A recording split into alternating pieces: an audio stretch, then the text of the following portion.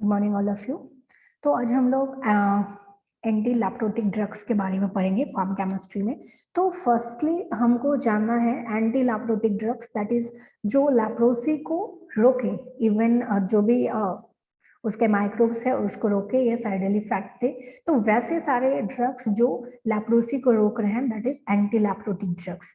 तो firstly anti leprotic drugs को पढ़ने से पहले हम जान लेते हैं व्हाट इज लैप्रोसी। तो मोस्टली जो लेप्रोसी है वो उसको हम हैंसन्स डिजीज भी बोलते हैं, क्योंकि ये मेनली क्या हुआ था कि 1873 में एक साइंटिस्ट थे Hansen, other name Gerard Hansen. तो ये क्या है कि ये बीमारी की खोज किए थे, that's why it's also known as Hansen disorders. तो ये जो लेप्रोसी है मेनली एक तरह का माइक्रोबियल डिसऑर्डर्स है, बैक्टीरियल डिसऑर्डर्स है, जो कि एक इन्फेक्शन है क्रॉनिक टाइप का, काफी लंबा समय तक चल रहा है, that's why it is chronic infections. जिसमें मेनली क्या होता है कि हमारे स्किन, म्यूकस मेम्ब्रेन, हमारे नर्वस सिस्टम्स और बहुत सारे डिसफिगरमेंट हमारे बॉडी में और विथ डिफॉर्मिटीज होने लग जाते हैं। तो सबसे पहले हमारा क्या होता है कि नर्व डैमेज स्टार्ट हो जाता है, या हमारे जो सोर्स हैं, हमारे जो घाव हैं, उनके कारण हमारे जो उंगलियां हैं वो पिघलने लग जाती हैं। तो आपने बहुत सारे लेप्रोसी पेशेंट्स को देखा होगा मंदिर के बाहर, हाथ पैर उनके नहीं होते। तो अब ये जो बैक्टीरिया के कारण होता है, तो इसको हम लोग माइकोबैक्टीरियम लेप्रे बोलते हैं। तो मोस्टली अब बैक्टीरिया की वजह से हो रहा है, तो सो हमको इसको ट्रीट करने के लिए मोस्टली एंटीबायोटिक्स की जरूरत होती है। अब ये जो ट्रांसमिशन है काइंड ऑफ ये कम्युनिकेबल डिजीज है, तो ये बहुत तरह से ट्रांसमिशन हो सकता है, इवन बाय डायरेक्टली और इनडायरेक्टली। तो टाइप्स दो तरह के होते हैं, फर्स्ट एक इन्फेक्टिव और दूसरा नॉन इन्फेक्टिव। तो जो नॉन इन्फेक्टिव है उससे कोई खतरा नहीं है, बट जो इन्फेक्टिव फेज है जिसको हम लोग लैप्रोमेटस लेप्रोसी भी बोलते हैं, वो जो भी इन्फेक्टियस चीज सेट कर रहे हैं, चाहे वो नोज के थ्रू कुछ भी सेट कर रहे हैं या थ्रोट्स के थ्रू या स्किन के थ्रू, वो काफी इन्फेक्टियस होता है। तो अब ये सिम्टम्स देखते हैं कि कैसे ये बीमारी होता है। तो फर्स्टली क्या है कि आपके जो स्किन है उस पर थोड़ा थोड़ा पैचेस होने लग जाएंगे, और स्किन का मेन काम क्या है, सेंसेशन देना। कोई भी बाहरी चीज का जो भी सेंसेशन होता है वो हमें टच महसूस होता है, तो ये जो सेंसेशन है वो खत्म होने लग जाता है। दूसरा अब क्या हुआ कि फर्स्टली सेंसेशन हमारा खत्म हो गया, अब नेक्स्ट वो जो स्किन है वो काफी थिक होने लग जाता है, और हमारे आई ईयर्स जो है वो काफी स्वेल हो जाते हैं, रिंकल्ड हो जाते हैं, और ये जो स्टेज है ये काफी इन्फेक्टियस है। जो भी डिस्चार्जेस निकल रहे हैं हमारे नोज से, इवन फ्रॉम थ्रॉट्स, तो वो सारे में बहुत ज्यादा बैक्टीरिया रहते हैं जो दूसरों को भी कम्युनिकेट कर सकते हैं। थर्ड स्टेज में क्या है कि मेनली अब ये जो स्किन बहुत ज्यादा थिक हुआ, रिंकल्ड हुआ, अब यहाँ पे डिफॉर्मिलिटीज आना स्टार्ट होता है, फिंगर या टोज, पैर के अंगूठा, ये सब क्या होता है, बेंट होने लग जाते हैं, अल्सरेटेड होने लग जाते हैं। तो अब ये जो मूड्स है कैसे फैलेगा, डायरेक्टली या इनडायरेक्टली कॉन्टेक्ट्स में है तो फैल सकता है। अब मोस्टली जो हमको मेन टॉपिक्स पढ़ना है वो है क्लासिफिकेशंस। तो इसकी जो क्लासिफिकेशंस हैं वो तीन चार तरह के क्लासिफिकेशन है। फर्स्ट है सेलफोन ग्रुप्स, तो उसके अंदर हम लोग डैप्सोने पढ़ते हैं। तो डीडीएस जो है जिसको डैप्सोने बोलते हैं, ये सबसे कारगर दवाइयां हैं for anti to as a anti leprotic drugs. दूसरा है फिनलजीन डेरिवेटिव्स, क्लोफेजामिन। थर्ड है एंटी ट्यूबरकुलर, चूंकि दोनों का जो वहां पे भी माइकोबैक्टीरियम ट्यूबरकुलर के कारण हो रहा है, यहाँ लापी के कारण हो रहा है माइकोबैक्टीरियम, चूंकि दोनों का माइकोबैक्टीरियम कॉमन है, तो हम लोग यहाँ पे एंटी ट्यूबरकुलर ड्रग्स भी लेते हैं लेप्रोसी को ट्रीट करने के लिए। तो रिफाम्पिन और इथियोनामाइड्स यूज करते हैं, और कुछ और एंटीबायोटिक्स यूज करते हैं, और कुछ नेचुरल एजेंट यूज भी करते हैं। अब हम लोग एक एक करके ड्रग्स के बारे में पढ़ेंगे। तो फर्स्ट वन जो सबसे मोस्ट इम्पॉर्टेंट है, दैट इज डैप्सोने। तो ये सबसे पुराना, सबसे सिंपलर, सबसे चिपेस्ट और सबसे कामगार दवाइयां हैं, सब जगह ये यूज होता है। अब मोस्टली जब हम इसके प्रॉपर्टीज में जाएंगे, तो प्रॉपर्टीज क्या है कि व्हाइट क्रीमी कलर का क्रिस्टलाइन पाउडर है, something bitter type of taste. उसके बाद ये जितने भी तरह के मिनरल एसिड या एसिटोन है सब में घुलनशील है, इत अल्कोहल में स्लाइटली सॉल्युबल है, हाइग्रोस्कोपिक इन नेचर है।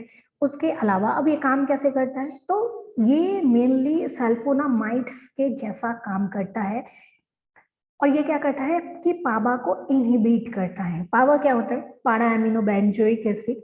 तो ये जो पावा होता है ये माइक्रोब्स के लिए बहुत इंपॉर्टेंस है, वहां पे वो उसके फॉलिक एसिड के जनरेशन के लिए बहुत ज्यादा इंपॉर्टेंट है। मतलब पापा रहेगा तो माइक्रोब्स का ग्रोथ काफी अच्छा होगा, क्योंकि फॉलिक एसिड उसकी डीएनए मैन्युफैक्चरिंग या उसके कॉपिंग के लिए बहुत ज्यादा इंपॉर्टेंस है। अब ये क्या करता है, इस पापा को ही इनहिबिट कर देता है, एज अ पापा एंटागोनाइज कर देता है पापा को, जहां पापा को लगना है वहां पे जाके डेप्सोनिन लग जाता है। तो अब क्या है, पापा नहीं मिल रहा, फॉलिक एसिड नहीं सिंथेसिस होगा, तो वो माइक्रोब्स क्या करेगा, स्टैटिक मोड में आएगा, उसका ग्रोथ रुक जाएगा। तो इस टाइप से ये काम करता है। तो ये कम कंप्रेशंस कम कंसंट्रेशंस में क्या होता है कि उस बीमारी को धीरे धीरे बंद करता है, रोकता है। अब हम जब फार्माकोकाइनेटिक्स की बात करें तो डेप्सोने क्या है कि कंप्लीटली एब्जॉर्ब है, ओरली हम इसको लेते हैं टैबलेट्स फॉर्म में, और ये हमारे पूरे बॉडी में डिस्ट्रीब्यूट हो जाता है, सिस्टमिक सर्कुलेशंस में डिस्ट्रीब्यूट होता है, बस सेरिब्लो स्पाइनल फ्लूइड्स में नहीं जा पाता। ये 70% प्लाज्मा प्रोटीन बाउंड्स है और हमारे जो स्किन है मेनली स्किन तक पहुंच जाता है। डिफॉर्मिलिटीज कहाँ है, हमारे स्किन में है, तो वहां जाके वहां पहुंच जाता है, और इसीलिए ये क्या है कि इजिली ट्रीट करता है। मेनली जब टी हाफ की बात करें तो मोस्टली 24 आवर्स तक टी हाफ रहता है, और इसके डोजेस 25-50-100 mg पर टैबलेट्स ले सकते हैं। मेटाबोलाइट जो है बाइल और इंटेस्टाइन में के थ्रू एक्सक्रीशंस होता है, मोस्टली यूरिन में। अब हर किसी के साथ चाहे आप उसका डोजेस बढ़ा दें तो एडवर्स इफेक्ट होता है, तो डेप्सोने के साथ भी कुछ एडवर्स इफेक्ट है। तो सबसे ज्यादा जो डेप्सोने के साथ इफेक्ट है वो है हिमोलाइटिक एनीमिया माइल्ड फॉर्म में। तो अब ये हिमोलाइटिक एनीमिया क्या हुआ कि हमारी जो आरबीसी है वहां पे डिसरप्चर्स करना स्टार्ट कर देते हैं, तो ऑक्सीजनेटेड ब्लड का कमी होने लगता है, that is haemoglobin haemolytic anaemia.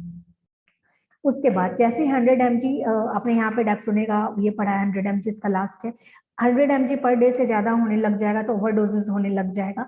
तो उसके बाद हमें बहुत सारे नौशा एनोरेक्सिया जैसे बीमारी हो सकती है। स्टार्टिंग में भी थोड़ा नौशिया जैसा हो सकता है, बट रेगुलर यूज से वो ठीक हो जाता है। उसके अलावा डिजीनेस हो सकता है, हेडेक हो सकता है, एलर्जिक रिएक्शंस हो सकता है, तो ये सब चीज हो सकता है। और दूसरा apart from anti leprosy drugs, इसको हम लोग मलेरिया को ट्रीट करने के लिए भी क्लोरोक्विन के साथ यूज करते हैं।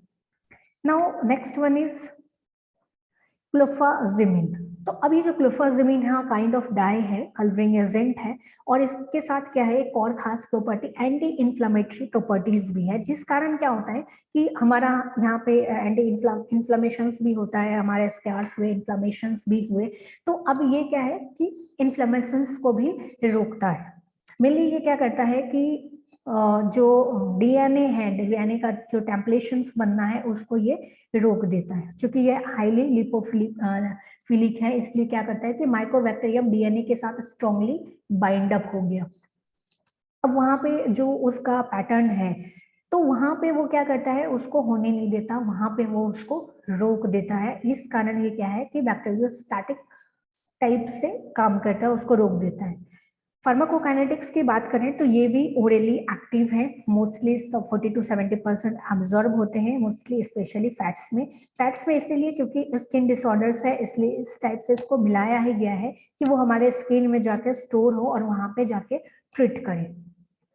इसके जो टी हाफ है बहुत ज्यादा हायर है, 70 डेज का है, तो इसीलिए इस बीच में आप इंटरमीडिएट थेरेपी भी कर सकते हैं, दूसरी दवाइयां भी ले सकते हैं। प्रॉपर्टीज की बात करें तो क्लासिफिकेशंस में ही भी हम पढ़ चुके हैं कि ये फिनाजीन डेरिवेटिव्स है, that's why it's a dye, kind of die.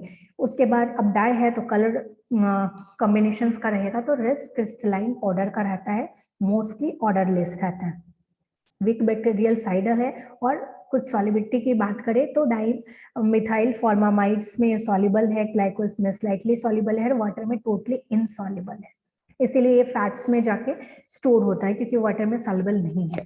Other users की बात करें तो इसको मल्टी ड्रग्स थेरेपी में यूज करते हैं, और एंटी इन्फ्लामेटरी प्रॉपर्टीज के कारण इसको लेप्रा रिएक्शंस में काफी वैल्यूबल है ये। अब एडवर्स इफेक्ट की बात करें तो ये क्या है कि हमारे स्किन का कलर को थोड़ा डार्क करने लग जाता है, जब एक्सपोज्ड पार्ट अगर सन्स में आते हैं तो सन सेंसिटिव है, तो उस वक्त हमारा क्या करता है कि रेडिश ब्लैक कलरेशन करने लग जाता है हमारा स्किन का। दूसरा बहुत ज्यादा एक्ने होने लग जाते हैं, पिंपल्स होने लग जाते हैं हमारे बॉडी में। उसके बाद जीआई सिम्टम्स में कुछ खराबी करने लग जाता है, स्टूल होने लग जाता है, नौशिया होने लग जाता है, वॉमिटिंग होने लग जाता है। और मेनली क्या है कि ये हमारे फिटस तक पहुंच सकता है, प्लेसेंटल बैरियर को पार कर सकता है। हो सकता है हमारे जो गेस्टेशन पीरियड में जो बच्चे हैं, फिटस हैं, उनको ये नुकसान पहुंचाए। तो जनरली ये अर्ली प्रेगनेंसी में केसेस में इसको अवॉइड किया जाता है। Next one is solapsone. तो सोलैप्सोने अ काइंड ऑफ डेप्सोने के जैसा ही है, काम भी सेम टू सेम करता है, थोड़ा इसमें डेरिवेटिव्स है। टेट्रासोडियम सल्फोनेट का डेरिवेटिव्स है, डेप्सोने ही है। और जब मेटाबोलाइट्स में टूटता है तो इसका एक डेप्सोने सॉल्ट ही टूटता है सिनामेल्डाइड और सल्फ्यूरस एसिड के साथ। अब तो फिर जब कामगार डेप्सोने से कम पोटेंट है तो फिर ये सोलैप्सोने क्यों आया, आपके मन में ये क्वेश्चन आ रहा होगा।